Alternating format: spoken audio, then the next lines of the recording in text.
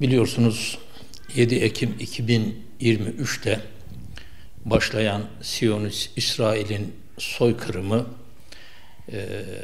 15 ayı aşkın bir süreden beri ateşkese ara verildikten sonra da devam etmesiyle birlikte kadınlar, çocuklar, yaşlılar hiçbir ayrım gözetmeksizin bombalanmakta. Bu süre içerisinde 17 binden fazla çocuk, 12 binden fazla kadın Gazze'de şehit edilmiş durumda. 17 bin çocuğun 11 binden fazlası okul çağındaki çocuk. Halen Gazze'de 600 binden fazla çocuk eğitim, öğretimden mahrum bırakılmaktadır. Ne yazık ki Uluslararası Adalet Divanı'nın soykırıma ait İsrail hakkında tedbir kararı, Uluslararası Ceza Mahkemesi'nin Gazze'de soykırım yapan Netanyahu ve savaş kabinesinin tutuklanma kararı askıya alınmış. Birleşmiş Milletler'in bütün kurumları bu konuda sessizliğe bürünmüş ve şu anda yine acımasızca devam eden 18 Mart'ta başlayan ateşkes ihlalinden sonra 700'e yakın kadın, çocuk, bunların içerisinde 200'ü çocuk olmak üzere Gazze'li kardeşlerimiz şehit edilmiş, binden fazlası yaralanmış.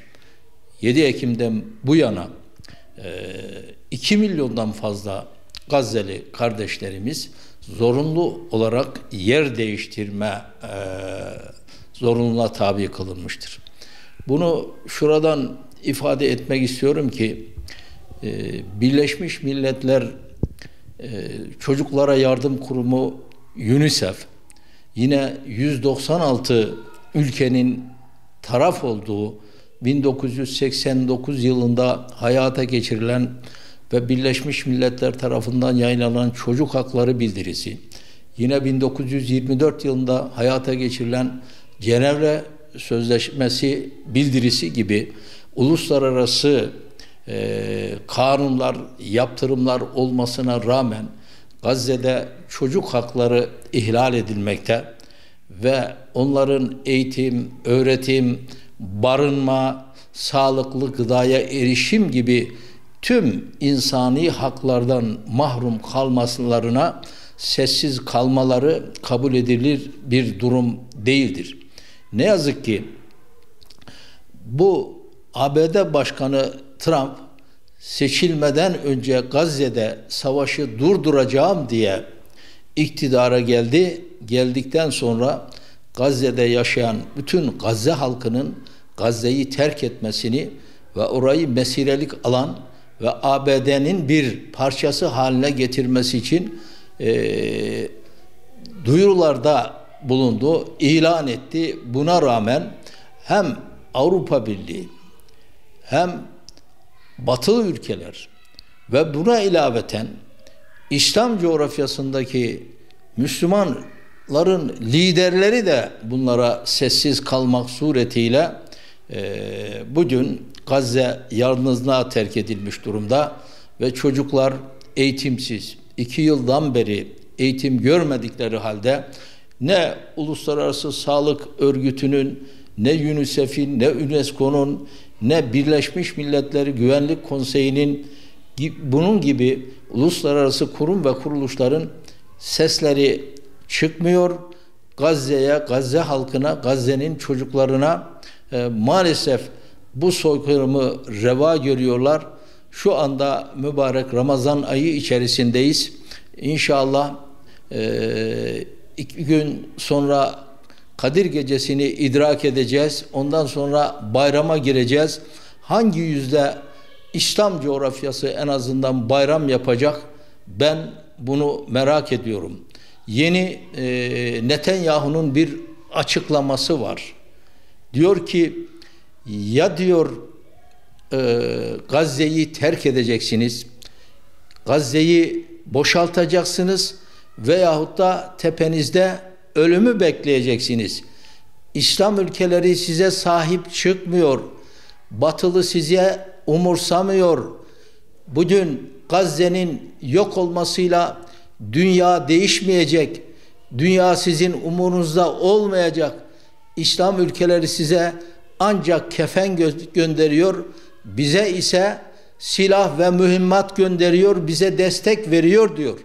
Bu böyle bir itham karşısında İslam coğrafyasının liderlerinin, parlamentolarının, hükümetlerinin sessiz kalmasındaki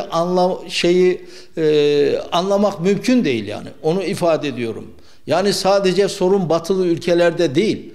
Batılı ülkelerin ne olduğunu İslam coğrafyasında yaşayan, işte yakın zamanda gördüğümüz Irak'ta, Suriye'de, Mısır'da, Libya'da, Afganistan'da, Doğu Türkistan'da, Keşmir'de, hala Yemen'de akılan Müslümanların kanlarına dair en küçük bir tepki, en küçük bir karar alma, savaşları durdurma yönünde en küçük bir adım atmadıklarını biliyoruz.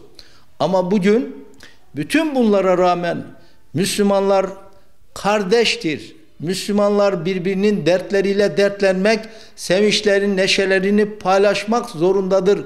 İnancına sahip olan Müslümanların buna tepkisiz kalması dolaylı demiyorum. Doğrudan doğruya Siyonist İsrail'e bir destek anlamı taşımaktadır. Ticaretlerini, siyasetlerini, diplomatik ilişkilerini hala durdurabilmiş değillerdir. Bunun için her Müslüman, her birey, her devlet kurumu, her İslam coğrafyasının her lideri, sorumluluk taşıyan her yöneticisi başını iki el arasına koyup düşünmek zorundadır. Biz şimdi Ramazan bayramını nasıl kutlayacağız? Nasıl tebrikleşeceğiz? Orada hala bizim kardeşlerimizin tepesine bomba yağarken, hala her gün ortalama 100 kişi ölüp 500 kişi yaralanırken, oradaki çocuklarımız eğitim hakkından, sağlık hakkından, temel gıdaya erişim hakkından mahrum kalırken, biz nasıl olup da çocuklarımızı kucaklayacağız, onların gözlerinden öpeceğiz, onu ifade ediyorum. Bu çok acı bir durum. Bu tahammül edilebilecek bir durum değildir. Ve şu anda biliyorsunuz Trump açıkça ortaya koymuştur ki Siyonist İsrail'e desteğini vermiş ve Gazze'nin boşaltılmasını ve Trump'ın planına göre Gazze'nin başka bir yere taşınmasını istemekte. Buna rağmen yine İslam coğrafyasının liderleri, hükümetleri, sorumluluk sahipleri yine sadece sözlü bir olamaz, yapamazsın ifadesinin ötesinde bir yere geçememişlerdir. Şunu ifade etmek istiyorum. Artık kınama olayı bitmiştir. Kınama olayının hiçbir anlam ifade ettiğini söylemek mümkün değil. Kınamak demek İsrail'e dolaylı bir destek verme anlamını taşımaktadır. Bunun için doğrudan doğruya fiili İslam ülkeleri askeri teşkilatlarını, İslam ülkeleri barış gücünü derhal harekete geçirmek, böyle bir adım atması durumunda veya savaşı durdurmaması durumunda İsrail'le diplomatik, siyasi, askeri, ticari ilişkilerin kesileceği gibi barış gücünün gönderileceği açıklanmalı ve başkenti Birleşik Kudüs olan Filistin devletinin doğrudan doğruya hiçbir fire vermeden, özellikle İslam İşbirliği Teşkilatı üyeleri tarafından tanınmalı ve Filistin devleti dünya devletleri arasında, Birleşmiş Milletler arasında yer almalıdır. Bu yapılmadığı sürece kesinlikle şunu ifade ediyorum ki ne İsrail Gazze'ye acıyacaktır, ne Netanyahu, Trump Netanyahu'ya dur diyecektir ve Gazze'de bir kişi bile kalmasa tepesine bombalar yağdırılacaktır. Yani biz bunu seziyoruz, fiilen görüyoruz. Bu yapılacak.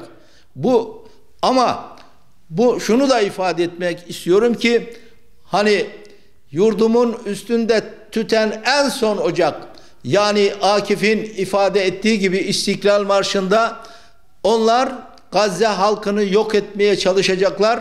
Gazze topraklarından onları başka topraklara göndermeye çalışacaklar. Ama Gazze halkı, Gazze'nin yiğitleri en son neferi bile bitmeden Gazze'yi terk etmeyecekler.